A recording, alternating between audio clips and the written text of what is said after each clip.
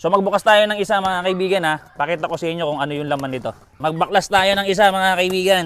Pakita ko sa inyo kung gaano kaganda tong welding machine na to ha. 6,000 pesos, kumpleto na yan oh. Portable welding machine, Hoyoma Japan and Mosdar yan mga kaibigan, pinagsama. So kumpleto na yan oh. Meron na tayong ground na may cable. Meron na tayong welding rod holder na may cable na rin. Eto mga kaibigan yung mga kasama pa niyan. Meron na po tayong steel brush na may pang chipping doon sa itaas. Meron tayong dark glass. Meron tayo ditong face shield syempre.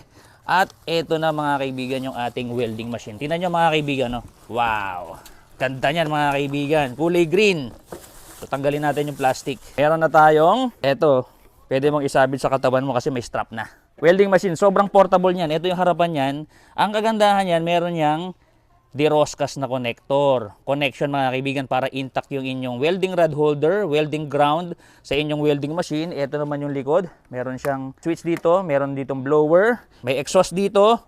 Ito yung ilalim. So ayan, nakalagay po yung ibang mga dapat nyong malaman dyan.